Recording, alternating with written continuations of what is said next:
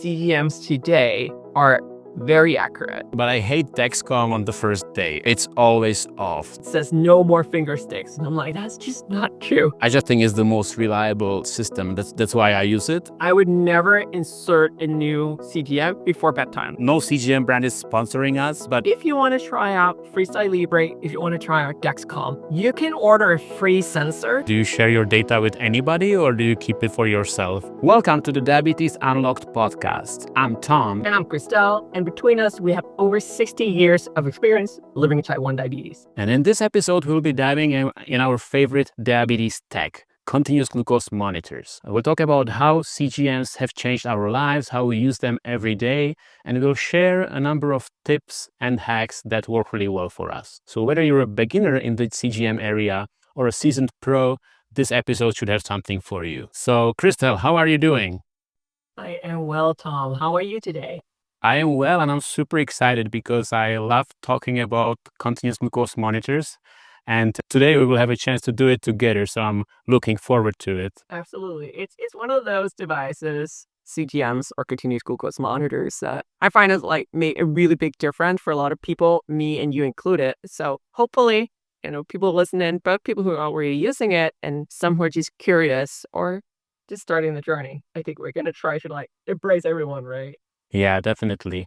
And why don't we start? You shared earlier today with me before we started recording that you had a really interesting first experience with CGM. So why don't we start just by you sharing the whole story to get an idea how your getting started with CGM was, if that's okay. Sure. That's a great way of starting it, I think. So I started CGMs, I think in 2013, 14, 15, around then. So it's actually not that long ago. Well, 10 years plus. And I started out on the Medtronic Enlight CGM. I don't think that's their starter CGM, but that's what I did. And it is, it was one of those, it's kind of like inserted with something that looked like a little harpoon. If you don't know what it looked like, go Google it. It's not quite intense. It's one of those before inserting it, you kind of had to go, take those deep breaths and brace yourself because it looked like a harpoon. It felt like a harpoon.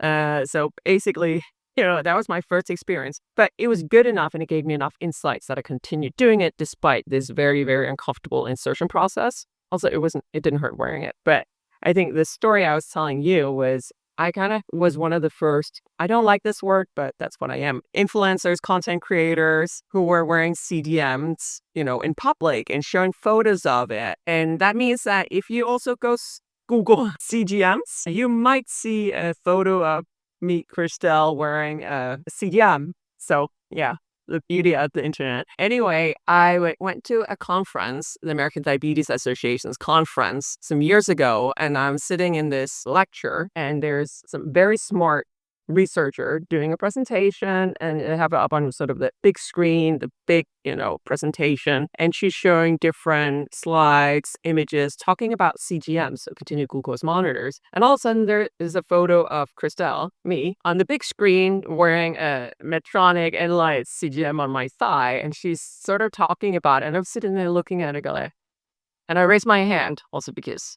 I couldn't help myself. And I'm like, hi. I was like, that's me. And she interpreted it. She's like, yeah, it can be all of us, we can all see ourselves in this image, blah, blah, blah. And I'm sitting there and I'm like, no, that's actually me.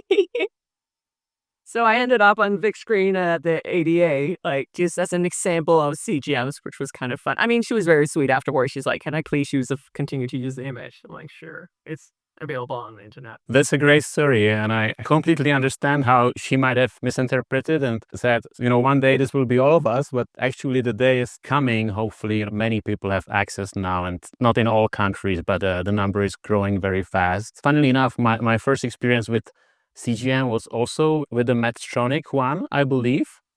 And I didn't like it much. Actually, I don't really remember much of it because it might have been the same one that you used back then, but it just was a bit clunky and I didn't really like it, and somehow it connected with my Medtronic pump, but I had the impression it didn't really work well, and I just wasn't convinced this is the right tool, and then I stopped using CGM for a while.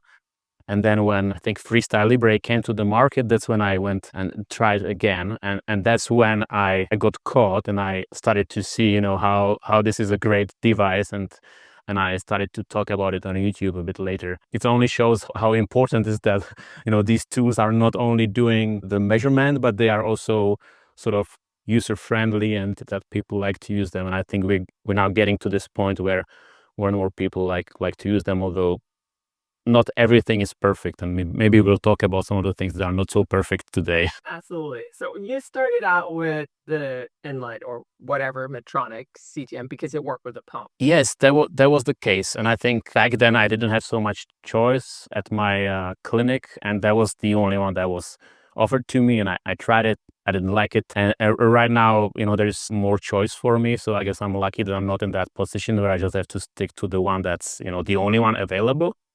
But I have a feeling Medtronic has a lot of connections in that HCP area with the clinics and the doctors, and so oftentimes people are recommended these, or maybe were back then as a first choice, and maybe that was the case for me. But back then I was not very active in the space, and I just didn't know what's actually available, and there was not much back then when I started. I think that was like 2017 or maybe 2016. And in 2017, I think I started with Libre, and then later on, the YouTube channel followed. Oh, so I started CGM before you? Definitely, most definitely, yes.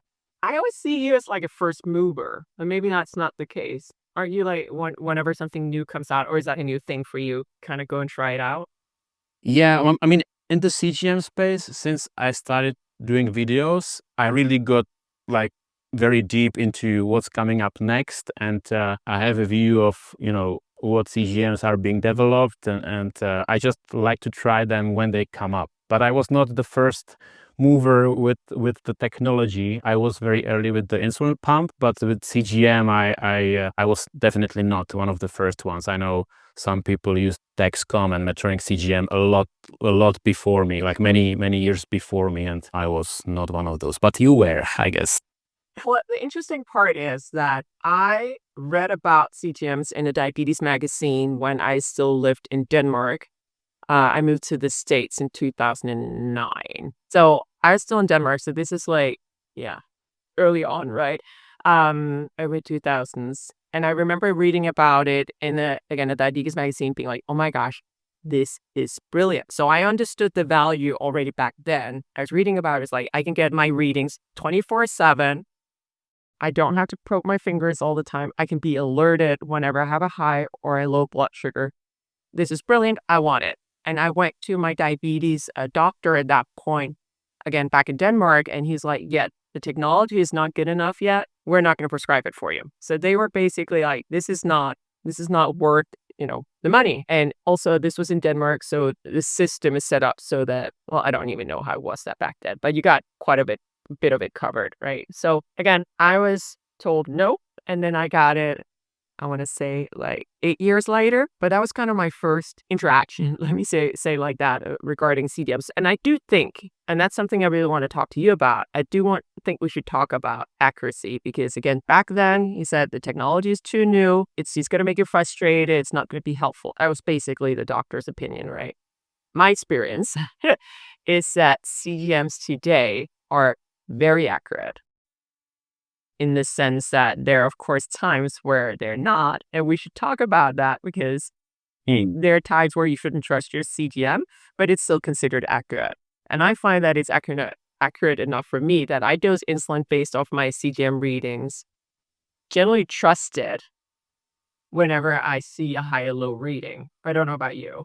Yeah, that's a really interesting question. I mean, there's like so many areas we could go to when it comes to accuracy, but I like what you said, that that you trust your CGM when it comes to low high readings and dosing insulin, because like both of us take insulin, and I can hardly imagine if I didn't trust it at all, or if I didn't trust it enough, that I would be able to like dose insulin based on those readings. And I think I do trust it enough, but I think it's not black and white. There are times where I don't really look only at the number that's on the screen. With the glucometer, I look at the number and I'm pretty confident, this is what my blood sugar is, and based on that I would dose insulin, but I don't know where it's going and where the glucose has been before. So I do trust it, but every time it feels wrong, like when I feel different than what the number is showing, or when I see the trend is up and down,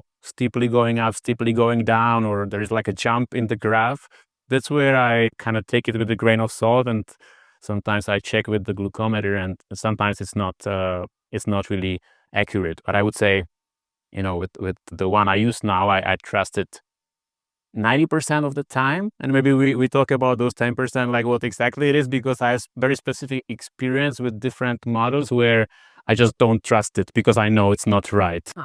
I think this is really interesting what you just said as well. You said you don't just look at the number, right? So to anyone out there who's listening and who don't have a CGM right now, you don't just get the number for the most part. You also see a graph of your historic blood sugar numbers up to 24 hours, depending on which kind of view you choose. And I think it's also depending on whether or not you see it on the receiver or on your watch or your app on the phone, right?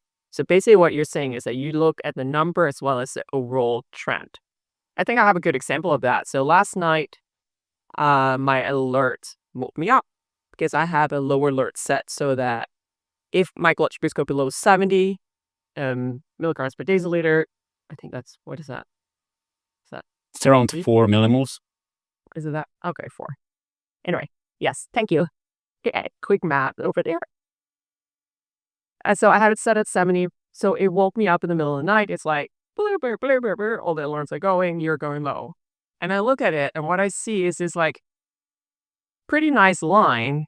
It's coming down, but all of a sudden, instead of being like a smooth line, all of a sudden there is that one blood sugar number below 70.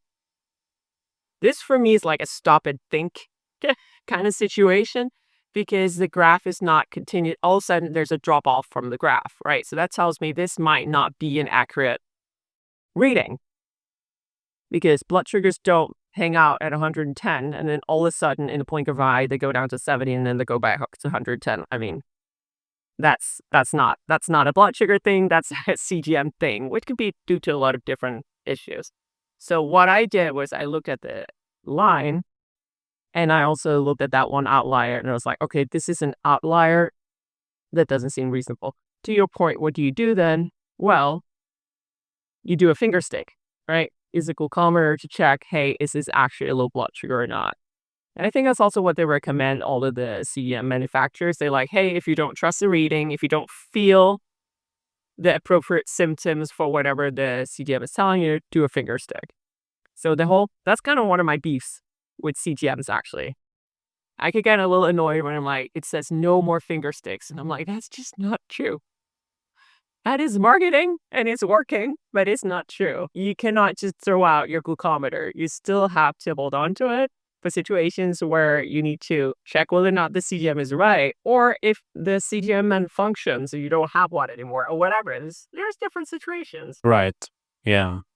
I mean, I totally agree with what you said. And I think in that situation in the middle of the night that you had, if I saw it dropping from 110 to 70, that just doesn't happen within a minute or within 5 minutes. Especially if the trend is stable, just suddenly it doesn't happen that blood sugar can drop so fast without like some indication that it will start moving down. It just jumps down and then back up. I think it's impossible. It never happened with the actual blood sugar, but there's like so many factors with the sensor that can go wrong in that moment. And I think in that situation, I would almost say right away, this 70, I just ignore it.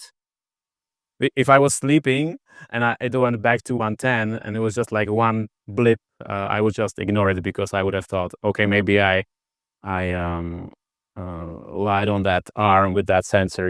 I was just pressed it too much, and that I think that compression low is like quite common thing with some of the sensors, that when there is too much pressure or like we sleep on it, then the readings are low, but it's fake. They are, the blood sugar is not low. It's just there is not enough fluid in that area. It's kind of spread away, if I understand it correctly, and that's why the CGM thinks blood sugar is low, but it's really not. And I think That's a great example, and I think there's like so many other of them. Like I was just showing this Dexcom sensor. I love Dexcom. No CGM brand is sponsoring us at this point, but I love Dexcom 90% of the time. But I hate Dexcom on the first day. I just know it's always off. So when I put the sensor in my arm, it will be showing like fake low blood sugar for the first at least 6 hours. Sometimes it's 12 hours. I just put one on last night, and I was like, it was showing me in the 40s, 50s, pretty much all the time until now. So I'm not relying on it at all. Thankfully, I have another one here. Where is it? Here, that I can rely on today. So I'm covered. But Dexcom on day one, I don't like you, but I love Dexcom for the rest of the time because I just think it's the most reliable system. That's why I use it. But that day one doesn't work for me. I wonder if you had similar experience with any of the CGMs after you put the sensor in, or like the filament in, if it is also showing fake lows for you, or like inaccurate readings in general. I mean, and this is no secret. It's not just you and I, right? It's even in the Dexcom, and I think also some of the other CGM manufacturers material. It says, hey, the sensor can be somewhat inaccurate the first 24 hours of the sensor lifetime. And that is basically because the sensor is calibrated to your body. I don't find that it's all of my sensors that are inaccurate the first 24 hours. Some of them are, though. Some of them are bunkers. And depending on which kind of CGM you have, you might be able to calibrate it. So you might be able to put in a blood sugar number and say, hey, please take this correct blood sugar number into consideration and adjust to that. But it's interesting because I used to always say, hey, and this is what I did. I would never insert a new CGM before bedtime because I was like, I'm not, to your point, it would show low blood sugars all night. I would have the alarms just going like beep, beep, beep, all night. And you set a 40, that's considered an urgent low because it's below 55. You used to not be able to turn off urgent low alarms for any of the CGMs. You can now for Dexcom T7. I don't think you can for any of the others. But anyway, so that means that would be a whole night of just blaring alarms. So I would never insert one before bed. However, since I now use Dexcom T7, it has a 10 days and 12-hour lifetime. That means that unless I want to go 12 hours without a CGM, I have to switch between inserting it in the morning and the evening. So I actually did, insert one last night, and yeah, it's just not a fun night. Yeah, and I think that's a great tip, to not start the session before you go to bed. That's exactly what I did last night, and it didn't go that well. I mean, I knew it, and I still did it, and I was like, okay, I have this other sensor, I sort of will rely on it, but I shouldn't have started this one. I should have just put it in, and then started in the morning, which I usually do, to give it that overnight to kind of get in a good shape, and then I started a bit later. I think with Dexcom G7 it's like a lot easier to do it because you have this 12-hour grace period that they give you. That's what you were talking about, right? Where you can put on another sensor and you don't need to start it, and then you can start it after those 12 hours, and that's usually much better data, at least for me. Still, I prefer the G6 over. No, you don't do that? No? Okay. Well, I mean, also, I think there's also some economy in it, right? So I'm paying for my sensors, and I'm going to use the full 10 days and 12 hours before I insert a new sensor.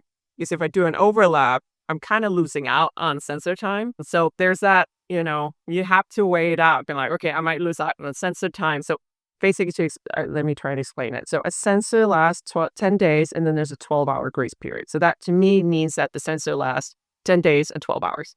I can choose, and that's intent with the 12-hour grace period, choose to start a new sensor, so insert it, and then once the first sensor is expired after the 12 hours, the new one just starts and sort of picks up. So that's the intent, right? But for me, that just means that that overlay, because as soon as you insert the Dexcom T7, the 10 days start. So that means I'm kind of losing out, right? So I'm missing out on the 12 hours. It's not Right. in my ability convoluted explain, but that's kind of like why I wait until the 10 days and 12 hours are over and then I insert a new sensor. And that also allows for a naked shower, which is brilliant. Naked shower. It's like when you get to take a shower without any devices on. Yeah. No, I totally understand. I think the economics, like financially, you can get 10.5 days out of your sensors, theoretically, right? Not 10, if you use the whole 12 period after the sensor life is over. Speaking of naked shower, that's when you, I guess for you, is like when you take it off, when you remove the old sensor and then you take a shower and then you put the new one on when you're done with your naked shower, right? Is that what you mean? Yeah. That's actually interesting because like I've never really thought about this too much, and I heard it already before from someone, like naked shower, especially with insulin pump, which is like even a bigger thing on your body. But just as a coincidence, the other CGM I was showing on the camera, if someone is listening, they cannot see it, but if someone is on YouTube, they can see this other CGM I have, which is the Eversense CGM, which is basically a one that you can take off and put back on anytime because the sensor is inserted under the skin, and the transmitter, which is sending the data to the receiver, to the phone, is removable, and you can take it off and on anytime. Basically, I do it every day to charge the transmitter, and at the same time I take the shower. So I technically, with this one, you can take a naked shower every day. It's one of the advantages. So that's funny. But yeah, naked shower, I think, is definitely a thing. It's not, the only one who is doing that. So, So Tom, tell us a little bit more about, because the Eversense is the only implantable sensor, right? So there's a little rice corn size sensor that sits underneath the skin that the doctor has to insert, and then you wear the patch over, right? And I'll let you explain. If I know in the States, it was just approved for a whole year wear. So basically, it's only one times a year that you have to go in and get that implanted, and then you have to recharge the transmitter, right? yes, yes, and maybe I would just say just really quickly about how other CGMs work, and then explain how Eversense work. So I think all other CGMs, like I have some here on the table. If someone is watching on YouTube, the Freestyle Libre 2 and the Freestyle Libre 3, and then I have Dexcom G7 here, and I don't know, Simplera, and I have a couple more here, like Stello, for example, and this one is a Korean CGM. I think it's not even on the market in the US. But all these are basically applied on the skin. So we put them on and then they are disposable. So after 10 days or 2 weeks, we basically peel it off and throw it away. There is nothing underneath the skin except for like a little filament. That's like a very tiny thing that just goes under the skin when we apply it. And with Eversense, which is the one that I have on the other arm, there is a much bigger thing under my skin. It's not a lot bigger, but it's much bigger than just the little filament. So the whole sensor is implanted by a healthcare professional. It's a very quick procedure. It's not very painful. I'm trying to make a video about this with like more details, but it's a procedure. It's like they actually cut through the skin. They put a little sensor underneath the skin, and then I put this transmitter on, so that the sensor stays there. Mine is for 6 weeks, because 6 months, 180 days, because it's the older model of Eversense. Right now, as you mentioned, in the US, there is a 365-day one, which is just applied once every 12 months, not once every 6 months.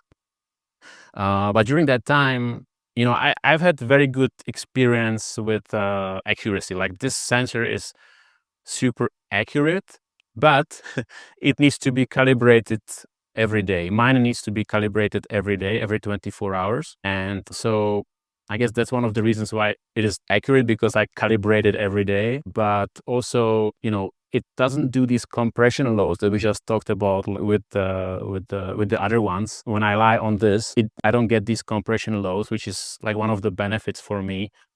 But of course, calibrating something every day is not fun, like especially when we're used to Dexcom or Freestyle Libre that you don't have to calibrate. It's something extra you have to do. Plus, I have to charge the transmitter every day for 10, 15 minutes. It should be done every day. I do it every other day. It usually lasts for 2 days. That's like the max I can get out of this. But it's just like some things I have to do on top. I don't have to do the sensor side change every 2 weeks or every 10 days. But I need to go to the doctor. There is blood involved. Like it's just something invasive. So it's not. I mean, I was a bit anxious when they were putting it on. Like when I went to the office, I didn't know what to expect. It was okay at the end, but yeah, it's a. I take it as a commitment. I did it more like as a research project and something to make a video about for to share with others who are maybe thinking about trying it or getting on it. But I don't know if I would have done it if I was not doing a YouTube, but I was not doing a YouTube video and I was not like wanting to share the experience with a lot of people. I don't know if I just done it for myself. I would have to think about it maybe a bit more, to be honest. But Well, okay.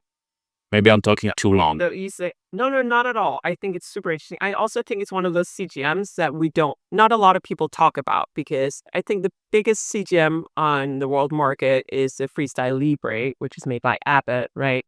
As I think the next one is Dexcom, Yes. which I believe is one of the largest. Well, that's the second one. And then when we talk about CGMs, we often talk about those two. Then we talk about Eversense, which is the one that you're trying. And then we're talking about the Medtronic sensors still. And I believe the Medtronic sensors also need to be calibrated. Calibrated means that you do a finger stick and then you put that number into the sensor and it kind of adjusts to that. And I think you tried a Medtronic CGM, right? That needs to be calibrated as well, correct? Or am I way off? So I think it depends which one. So the newest one, Simplera, which looks very similar like Libre or Dexcom, this one doesn't need to be calibrated, but it's only 7 day. It's a 7 day sensor. It doesn't need to be calibrated, but it can be calibrated. And I think the older Medtronic sensors, I don't really remember. These might need to be calibrated. It's possible, but I don't know this 100%. So it was a good point you just made there. It can be calibrated, but doesn't need to. So that's kind of one of those things where if we see our CGMs being off, or we do a finger stick and we realize, okay, this is not within their acceptable accuracy range, and we should talk about what acceptable accuracy range is. But if it's not, then for the Libre products, so for the Freestyle Libre 2, Freestyle Libre 3, you cannot calibrate the sensor. If it's off, and it's too bad. I mean, if it's way, way, way off, you can call Abbott and they might send you a replacement. But with Dexcom, for example, you can. You don't have to, but you can. So there's some pros and cons to all the sensors, right? And I gotta say that I appreciate being able to calibrate the sensor because it gives me some power, I guess, and it means that I can sort of fix things myself. Do you want to talk a little bit about what's acceptable accuracy in your mind, and then we can maybe also talk a little bit about what is it according to the companies and the regulating bodies? Just a quick question before we talk about it. How often do you find yourself calibrate? Like, do you do it once a day, once a week? Because you wear Dexcom, right? So you don't have to calibrate, but you have the option. Or do you do it once a week, or once a month, or once a quarter? Like what's the average frequency you calibrate? I'm just curious. Yeah, no, it's a good question. It depends on the sensor. I think so again, I changed mine last night. It was just talked about. I measured this morning and it was spot on. So that one I have not calibrated at all. I've only worn it for 12 hours. So it could still mess up. I've had others where so again, so my rule of thumb, this also comes to what I consider accurate, I guess. My rule of thumb is that I try not to calibrate within the first 5 hours because the sensor is kind of finding its way and I don't want to trip it up. So I don't calibrate the first few hours. I only calibrate if it's significantly off and if it's significantly off consistently. If I see, a certain drop and it comes back up, that was just like, as we talked about, maybe that's compression low or whenever I take a shower, my blood sugars also going to shoot up like 50 milligrams per day. It's not real, right? It's just the sensor reacting to the hot water or my skin being hotter or whatever. I don't actually know why it's doing it, but it's doing it and blood sugars always come down. So it has to be consistent. What I do is if I see that it's more than, for me, it's more than 30 milligrams per day is laid off consistently, I will calibrate. The only way I know that it's off consistently is by doing more than one finger stick. Then I fix it. All right. So for me, it's if it's just 20 milligrams per deciliter off. Well, first of all, that's within the acceptable range for accuracy. But if it's only 20 off, my way of thinking about it is also, does this make a difference? Does this change how much insulin I would take? If it doesn't, then I'm like, well, I mean, it doesn't matter. And I'm not going to spend extra energy on this. I'm just going to go on with my life. So I think there's a lot of components in it for me. So I didn't give you an average. Let's say an average is like 2 per sensor. Just to Okay. put a number out here. Okay. So yeah, it's interesting. It's more than I do, I would say. I think I don't do one per week on average. I probably do a lot less, but I kind of agree with everything that you said, like makes sense to me. I would also say that like sometimes I have days when I just have like reasonable blood sugar. I don't have like I feel in line with what the CGM is showing. There is no weird glitches or up and downs that are unexplainable in any way. So I sort of like go with the flow and I trust it. And maybe in a week I check my blood sugar and I see okay. Usually I check my blood sugar when I have some kind of suspicion, or sometimes I do it, but very rarely. Now with Eversense, I have to do it, so I do it more often, like in the morning when I wake up, because for me, when I wake up, my blood sugar is usually quite stable. It's probably not for everyone. I know a lot of people have other different situations, but in the morning, like I check my blood sugar, and when it's like off by those, I don't know, 15-20%, I would probably calibrate it, because I feel like there's no reason, because I know when I wake up, I don't have this, dawn phenomenon much. I just don't have these kind of situations. So morning for me is like when I'm stable. I like to calibrate only when I'm stable. When I'm going down quickly or going up quickly, I never calibrate, because the CGM is always catching up with the actual blood sugar, and it doesn't really make sense. I think it only makes things worse when you do it at that point. And for me, it just doesn't happen too much with Dexcom. I have like different experience with Freestyle Libre when I was using it more frequently. Is some of the sensors after 6-7 days, they would just be showing lower blood sugar than my blood sugar was. Like consistently, I could already tell sometimes, like it's showing me I'm 60. I know that I'm definitely not 60 because I don't feel any hypo. I would feel this, and then I check my blood sugar and it's 100. And that kind of in the second week of Freestyle Libre, this used to happen to me a lot. And at that point, I would really love to be able to calibrate it, because I feel like I could fix that sensor that is already like wearing off and clearly didn't last for the 2 weeks that it should. But there's no way to calibrate it. And funnily enough, I have this option with Dexcom, but with Dexcom, I usually don't see this kind of like wear off. At least it's me. Like everyone is different. I'm not blaming any company here or saying one is better than the other. But it's funny. I would sometimes like to have the calibration on Freestyle Libre as well, and I just don't know why they can't give the people or the people who use it the option to do that. Yeah, I don't calibrate that much, but I kind of like the idea of having control and having the option to do it when I need to. I don't feel like calling the customer service about every other sensor. I would prefer to calibrate it and then fix it myself. I think it would be a win-win, but I don't know. Well, yeah, I was just hit on a lot of the things, actually. I think you have a really deep understanding of CGMs. Well, we have a really deep understanding of CGMs. That's why it makes sense for us to calibrate like we do. Because what you said is you don't calibrate if your blood sugars are rising or dropping because the sensor's catching up, right? So I don't think the companies do a good enough job of explaining that a CGM measures in the fluid underneath the skin, while you do a finger stick, you measure in the blood. Those two are about 10 minutes apart. So the fluid is playing catch up. So that means that if your blood sugars are rising quickly, so let's say you just had a meal, if you're taking insulin, you didn't time the insulin quite, as accurate as you could, you're going to see blood sugars rising, your blood sugars going up quickly, and the fluid is kind of like, catching up. So that means that you might see a big difference between your blood sugar reading when you do a finger stick and your CGM. That doesn't mean the CGM is wrong.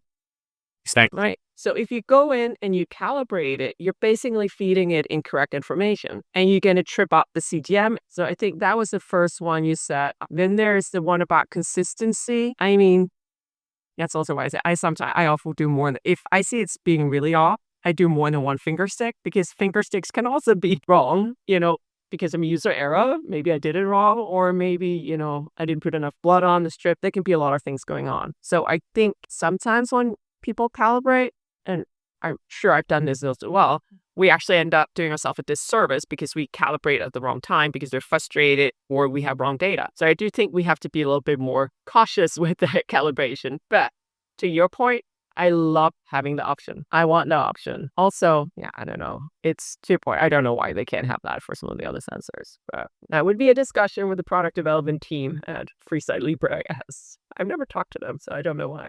Freestyle Libre, please put the calibration in the app, okay? We know you will be watching. I don't know if they will be watching, but yeah, we will have something for Dexcom as well, right? Coming up later. But I think you said you just said something, and that kind of reminded me, like, measure once or measure twice, cut once. Kind of like have the same approach with calibration. I would like twice think about, like, is this the right time to calibrate, or is it not the right time to calibrate before I calibrate it? And I think that really works. And by the way, there is like a fantastic video to a credit of Abbott, since I was making fun of them before. On YouTube, when you put on YouTube blood glucose versus sensor glucose by Abbott or something like that, there's like an amazing explainer video with like a little train, how it's going over the hills, and the first car of the train is the blood glucose, and the second car of the train is the sensor glucose. And I think it's just like an easy to explain how the sensor sometimes can be a little bit delayed behind the finger prick. So if someone wants to watch it, I mean, I love it. I put it in my 5 of my YouTube videos always because it's such a great visual, and it explains things really well. And I think a lot of people don't realize that, sensors, actually CGMs, they don't measure blood sugar. They measure the interstitial fluid, as you said. But I wonder, Crystal, are there any other instances where you have like inaccurate readings, or any situations where you almost like already expect that the sensor might be off, and you don't think too much of it? Well, I think the main ones are the ones that we already talked about, compression lows, and then it's the hot showers. Those are the ones for me. For whatever hot showers, and I take burning hot showers. I've been cold is not good for the skin and all that. It doesn't matter. I take hot scalding showers because I really enjoy it. I think those are the only times I don't spend a lot of time in the cold. I don't like being cold. So I don't know if that's the situation as well. But aside from that, I'm kind of like, I've exposed it to everything from high altitude to, I haven't dived with it, but I'm like snorkeling with it. That's fine. So I think for me, it's only those two. How about you? I think that's about it. I had some experience with like vitamin C, and I think it's been like shown that, and I don't know which exact CGM models, when people take too much vitamin C, that they might be off. I feel like I had that experience before a couple times, but since then I learned, okay, like I don't take vitamin C supplements, because at that point I thought, okay, maybe this can impact the readings, and then they can be off. So it's one of the theories I have, just you're never really able to say, okay, this impacts everyone. But I have a suspicion with vitamin C and some maybe older sensor models. And then a lot of people say hydration plays a big role. Like when you don't drink a lot the whole day, that the readings might also be low because there's not enough fluid in the body. But I don't, again, like, it's not a significant one for me. Definitely the compression low is the major one I have issues with. These two are more like theories or, not really proven, but like something I would suspect, but not 100% sure. That had high levels of C vitamin. I think that was in the label for some of the earlier sensors, which reminded me I had surgery at one point and they gave me high amounts of whatever payments, and that packed to the sensor as well. Because I remember being in the hospital in the recovery room going like, why are my blood sugars so ridiculous? I was like, this makes no sense. And it's like, I understand that my body's been under trauma. When you're in trauma, your blood sugars can go up. But, I was frustrated. In the end, I was like, okay, let me just do a figure stick. And I realized how off the sensor was. And that was because of that type of pain medication. So I would say that if anyone has a CGM, go read the label for your individual CGM because it differs between them and just see what can interfere with it. Also, you shouldn't take like high amounts of C vitamin. I don't think that's a good. I don't even know what is high amount. Like I don't really count the milligrams when I eat an orange or whatever. I don't know how much. Like I research this maybe when I make a video about fruit, like how much vitamin is in orange. But other than that, I don't really count that. But I think what might be helpful, like if someone is listening to this, hopefully there will be someone someday to maybe say like at what situation should, because people often write comments under my videos like, I'm so unhappy with my CGM. It's not accurate. It's off. Like when is the time to call the company, or like when is the time to sort of ask for a free replacement versus when it's like not the time, and maybe you should like wait, and something that you can do on your own, because I feel like this might, a lot of people get frustrated, but we haven't really told them at what situations they should be more active, like approach the company, just ask, okay, give us a replacement because these sensors are not, it's simply faulty. It's just not, I'm doing something wrong, but it's a manufacturing problem or just some other problem that it's all my fault. Exactly. Some of the sensors are defect, right? Some of them will stop working before time just by themselves. Some of them will say sensor issue, and some of them will be really inaccurate. So talking about manufacturers having good resources. So Dexcom actually has a really good resource for when is your CGM inaccurate. They have a table where you can go in and say, okay, if my blood sugar is, let's say 100, within what range is my CGM accurate? And generally it's like plus minus 20%. So if your blood sugar reading is 120, then your CGM can show 100 and still be considered accurate.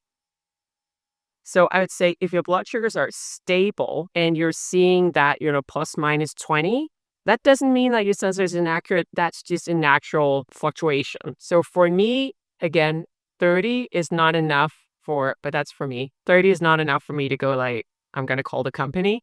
But if it's consistently plus 40 off and calibration doesn't fix it, then for me, it's time to reach out to the company and say, hey, your device is not working and I would like a replacement. Mm-hmm, mm-hmm. And you said plus 40, and you're talking now in milligrams per deciliter, not in a percent. So you said 20%. Okay. So within 20%, it's sort of acceptable. But if it's above 20%, or in your case, above 40 milligrams per deciliter, or around that 40 milligrams per deciliter, which is, I don't know, 2 millimoles, approximately 2.2 millimoles or something like that, that's where you would take action, I guess. Calibrate, maybe calibrate if you can, or if you can't have it, then call them. Yeah, absolutely. I mean, even and this, again, I'm a Dexcom user, so that's my experience in the States, at least. You don't even have to call them. You can just go through the app and you can fill out a form. And that has been super successful for me. I don't want to have to talk to anyone. I just want them to send me a new one. And they've done that every time. So. Okay, and you can do that in an app for Dexcom, or which one? So the Dexcom app, it simply has, if you go to settings, there's one that's a little tab called Contact. I click that, and I just fill out the information, sensor, what the sensor issue is, and I can say do I want them to contact me? I'm like, no, thank you. If you need me, you can email me, and I usually just get an email saying, hey, we've shipped you a new device. Yeah. This has only been when I've had severely inaccurate sensors, if I've had sensor failures, and occasionally if a sensor has fallen off. Dexcom in the US only allows for 3 replacements for sensors that falls off a year. And you need to use their overlay tape. Their overlay tape, in my opinion, is not good. But anyway, there are other options. So Right. for those situations, I've just used the form online. They've sent me replacements. No further questions asked. Do you also have experience with Abbott, since it's the most popular one? I know a lot of people use it. So I've used Libra 2, I've used Libra 3. I had not had any of them be in need of being replaced. For them have fallen off or being, I mean, Libra 2 was not good, but that's so many years ago that I tried that. For me, Libra 2 was no good. I would say that. I know other folks who love it. So I haven't experienced, but I know that you can call them. There's no like form you can fill out the same way. My impression is it's not as user friendly. Right. Yeah, I know that Perspective. yeah, I had been using Libre for quite some time, and I know that I went through this exercise of like trying to get a replacement for a sensor, for some sensors that didn't work well, and I definitely had to get the serial number of the sensor. There was no form, I think I called them, but I needed the serial number. I needed to actually measure my blood sugar and sort of like show, how much off it was, because it was part of the procedure. It was actually quite complicated, and I was able to get free replacements, but it was something that I didn't really enjoy going through. It was not as easy as clicking a few buttons in the app, like it sounds like it might be the case with Dexcom now. And I actually never went to Dexcom. I'm not saying all the sensors were perfect, but it never got to that point where I would be like, okay, I need to contact the company and I need a replacement. And I think mainly because of the calibration feature, most of the issues I was able to kind of self-manage. And if sensors fell off, I always thought, okay, this is my fault. I never knew that you can ask the company to give you a new one, because I mean, maybe that's a good topic we should talk about right now, actually, the falling off and how to make it stick, because I think a lot of people struggle with that as well. And there's a lot of funny stories I think we can share about how we knocked off sensors, at least me. Well, I mean, I usually knock it off on the fridge if I do, which is, I mean, for someone that is kind of funny. But yeah, no, I mean, Fridge is a good one. say what? The fridge? Fridge is a good one, yeah. Yours. So mine is like, my top one used to be door frames, and once I got it, I knocked one sensor off and on an airplane, because I went to the bathroom and there's like the doors are super narrow, and I knocked that one down like nothing. It just went off completely. But it was my fault, because I think I was wearing it too much on the outer side and not on the back. It would not have happened if I had the sensor on the back of the arm. But then another one is when I'm taking off my shirt. It happened to me a couple of times when I'm pulling the shirt like this, and then the sensor is here. It's exactly the spot where it hits with the sleeve, and if I'm not careful, then it comes off. But I already learned this. I learned my lesson, so now I pay more attention. And that's a nice thing about Eversense. It doesn't matter when you knock it off. You just put it back on with the new tape. So that's a cool thing, that it just doesn't matter. It's reusable, sort of. And that's kind of also the thing with all the sensors, but the Eversense is that you can't reinsert it. So that's actually one of the questions I often get is like, hey, my sensor fell off, can I? And you can't, because the little filament needs to be inserted underneath the skin. And when you insert it, there's actually a needle that quickly inserts it and it pulls back into the little device that you then throw out. So there's not really a way, and I wouldn't recommend that you try some do-it-yourself solution for that.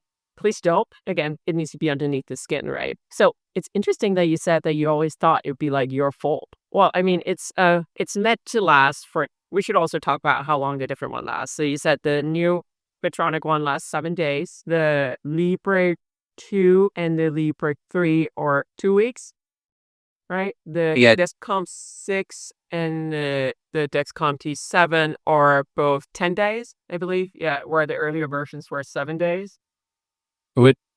Sorry to jump in, with Libre, I think some of them last 15 days now. They added 1 day. I think it's the 2 Plus and 3 Plus model. but the older 2 and 3, they last 2 weeks. And you are right on Dexcom and Medtronic 7 days, Dexcom 10 days. But now there are also Why? Yeah, in October, I just looked that up. October 24th, I think it was 24. I remember weird things. The Dexcom applied for FDA approval for 15 days for the Dexcom G7 in the state. okay, cool. So it might be coming. I mean, it also makes sense because Dexcom, we should also mention, Dexcom also has the Stelo, which is it's not a CGM, it's a biosensor, which means it's open counter. You don't need to have a prescription for it. But that one is 15 days. So I think given it's the same form, it's the same sensor, just slightly different software, they're probably more likely to get the 15 days approved for the G7 fairly quickly. But that's just my take. Yes, it's not a CGM, it's a biosensor. I like it. It seems like it's exactly the same thing, but because of some bureaucratic nonsense of, I don't know, FDA or whoever. Let's criticize someone. FDA, we pick FDA this time. You need to call it differently, a biosensor, not a CGM. I feel like sometimes they're making the things like even more confusing than it needs to be. I don't know. When I first heard biosensor, I thought it would be something more than just a glucose monitor. But it's a glucose monitor, and then, okay, the app has some extra features, but it's a glucose monitor still, right? It's like, what is bio about this? Like, why is not CGM a bio? I don't know. Anyway, we can cut this out. No, this is good. I mean, I think also some people, that will be what they're going to go for, right? Because it's easier to get access to, and it says that you don't need a prescription. In the US, okay, step back. In the US, you need a prescription to get a CGM. You need to talk to a doctor. You need to get a prescription. You need to go get it at the pharmacy. You can either pay for yourself or insurance might pay for some of it. A lot of places outside the United States, it's not a prescription drug. So is it like UK and Germany, at least, you can go get a CGM without a prescription. So Switzerland as well. Switzerland, okay. There might be other countries that we don't know of. But anyway, it's different systems depending on where you are, right? So I think the big news this last year was that there was these biosensors that came to the market that was produced by some of the major players. So Abbott got the Lingo to the market and Dexcom got the Stelo. So again, if you don't want to see your doctor, if you're in a country where it's available, that's an option, right? It doesn't have the same software though. And I don't think you can, well, you can't. You can't calibrate the Dexcom Stelo. Right. Yes. Tool. Yeah, there's quite a lot of differences. I mean, it's not exactly the same tool. I was probably exaggerating when I was saying, okay, it's a glucose monitor, but it has very limited features. And as you correctly said, in the US, like the prescription process and like how you can buy it, how you can get on it, it's very specific and very different. Like in Switzerland, we don't even have the over-the-counter models, Stelo or Lingo. I think there's not even need, because you can buy those CGMs here in the pharmacy without a prescription. But they are quite expensive. They're a lot more expensive than Stelo or Lingo would be in the US. And so it's like super complicated. Probably we go to some easier area now. Otherwise, I get lost in this. No, it's totally cool. What I really love is that we're seeing more and more products. That means that there are going to be more options. And what I'm really passionate about is options, in the sense that I don't think there's one way of managing diabetes. I don't think there's one way of, doing things. I think there's a lot of different paths to being successful. And that includes choosing, if you can, the devices that works best for you. Also, I think, back to your point, what you said before, Tom, you say, hey, there's a lot of people reaching out saying, hey, this device is super inaccurate for me. There's also a lot of people saying this device keeps falling off. We forgot to finish that thought about the falling off away. All right, keep it up. But a lot of people say have a very different experience, for example, than I do. And I think it's because our bodies are different. Our body chemistry is different, biology, whatever. So there's going to be some devices that might react differently with, my fluid than someone else. And I never dismiss people's experience, because I do think we're going to have very different experience with different devices. So, I mean, maybe for someone, Dexcom is not the right choice, but the Medtronic or the Eversense or the Libre is, right? So in an ideal world, we would be able to shop around, try the different ones, find what works best for us, and not just regards to accuracy, but also in regards to the features, because the features are also very different on the different devices, and I might need different support from a device than you do, right? So that's my soapbox. No, that's a great point, and I think it's a very important one, because whatever we talk about here is just our impressions, our experience, how we went through this whole journey over several years. But others might have different experience and might make different choices that are better for them, and that's important. That Because sometimes when I talk, I don't realize, okay, I'm just one out of millions that use this technology, and what I experience might not be the same. But let's get back. That was, thank you for bringing us back to that staying on versus falling off. Do you have some tips for that? And maybe we can also talk about like where you place your sensor and how you put it on.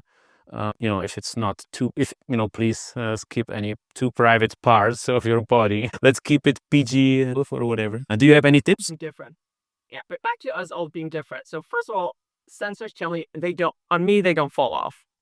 I taking off sensors specifically for the Dexcom T7 is painful for me. I have to use a glue remover because this thing sticks. I know that's not the case for everyone, and it depends on where I place it. So back to where do I place my Dexcom T7? Dexcom T7 is FDA approved for FDA cleared, sorry, on verbiage, for the back of the arm only. That is not where I wear it. I hate wearing it there. It does not work for me. It actually falls off when I wear that. It's like the refrigerator door has way more points than I do. So I don't wear it there. My preferred placement is on my abdomen and on my upper thigh. Again, not FDA approved, cleared, but that's what worked best for me. It's considered off-label use. You can totally do off-label use. Just talk to your doctor, and have that conversation with them. Don't just believe random strangers on the internet. That would be me. Just, figure out what works for you. So I place it on my stomach. I place on my thigh. On my stomach, I don't need an overlay tape. It sticks by itself. I need to use glue remover to take this stuff off. On my upper thigh, I use overlay tape.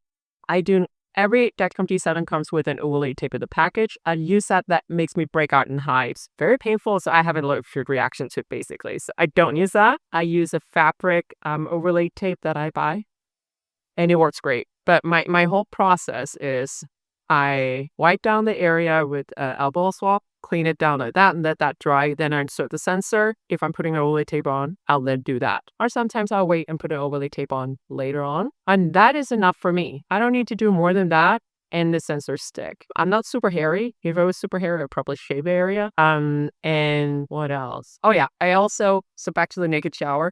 I do like a naked shower, so in the sense I take off an old sensor, take a shower, but I never insert the sensor right after the shower because the skin is still wet and there's a lot of moisture stuck in the skin, and that's just a no-go. That doesn't work with sensors. So I will wait at least for an hour after a shower. I will generally try to not go work out or shower right after inserting the sensor as well. So basically, I want to let it sort of adhere to the body before I go do something. Right.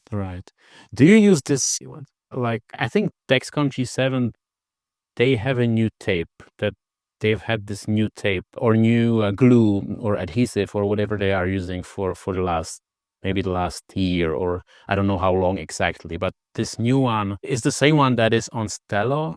It's super sticky. I mean, I experienced like it's really super sticky and it's really hard to take off, and it catches a lot of dirt. But I think some older Dexcoms, like especially the G6, it's not that sticky at all. It's actually, I have the opposite problem. It will be, it starts peeling off after some time. And I sometimes use, when I know that it's summer or it's like I will be in the pool or I should be in a lot of water-like activities, then I sometimes use this additional glue to kind of put on my skin, like around the area where the sensor will be placed. I forgot the name. If you kill me now, I will not skin tag or something like that. Yes, but it really helps with those adhesives that are not so strong. I think Libre is quite good, and Simplera is like okay, but I still, maybe with Simplera I would also use it if I was using it long term,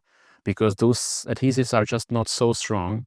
And I don't know what is better or worse, but what I wanted to say was with the ones that stick really well, like the G7 with the new adhesive, it's just more of a problem to take it off than to keep it on. I feel it's just so strong. Do you have also any tips for like taking it off, since you said it's painful for you?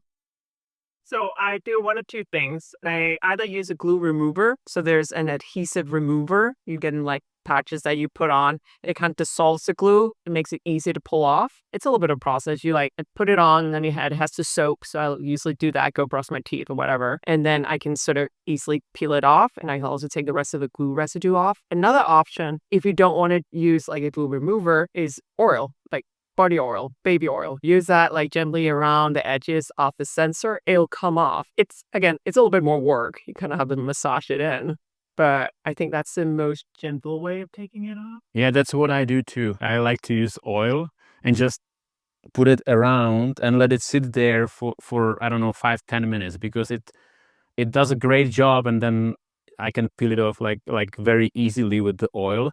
And it also helps with the cleaning. I feel like any kind of dirt or this sticky, gray, disgusting thing that sticks there over the 2 weeks, it's just the oil really helps to kind of like take it off the skin, and then I can just wash it with the water and soap. I don't even need some alcohol wipe or like adhesive remover. And I feel it's really gentle to the skin, this method. So I think it's a great one. I mean, it's also interesting, right? So we just talked about how oil takes off. So for example, if you go get massages, you do have to be careful if you wear a CGM on your arm because just as it will take it off once the sensor expired, it can also take it off, before.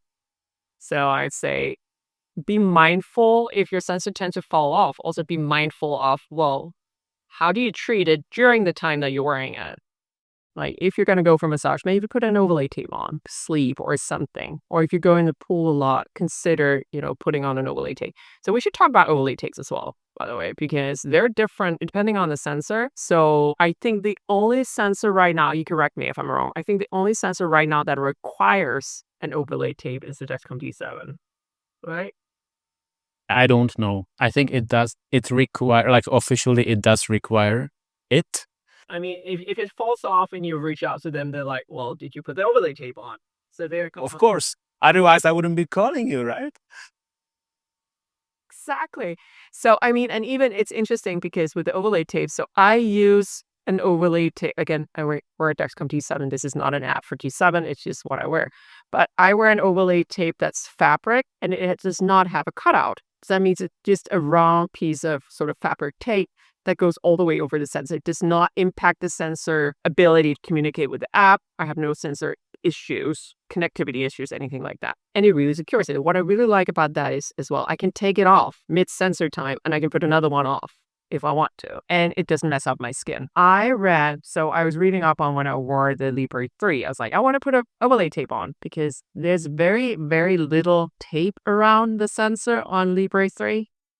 So it's you can't really put an overlay tape on that has no cutout. And for those of you watching, Tom is now holding up the Libre 3, showing it, but it has very limited take. So I was like, okay, then I'm just gonna go buy an overlay tape with no cutout, no problem. Problem is, so there was a problem, is that when you go to Libre's website and read up on it, they're like, you cannot put anything over the actual sensor, the little hole, the sensor cannot be covered. So I never did that. Have you tried to cover it? Yes, I have. I just wanted to also show for those who are watching, what do we mean by without a cutout and with a cutout? Because I'm not sure if that's so clear. I have one here that's without the cutout for Libre 3. So it looks like this. I think it's also fabric. Maybe it's the same that you use. But this one is like without the cutout. It's orange for those who are not watching, only listening, and it goes over the Libre 3, but you should not cover it. But I guess I used those before and I didn't have any issues when I covered the whole sensor with the tape.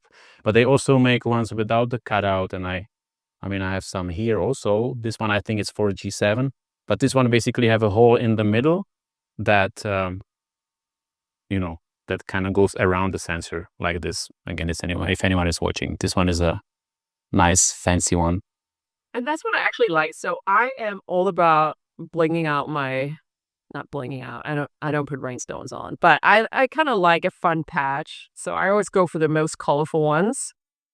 And, when I have it on my upper thigh and I'm wearing shorts, that means you can see there's like big blob of color on my thigh. And I just think it's fun.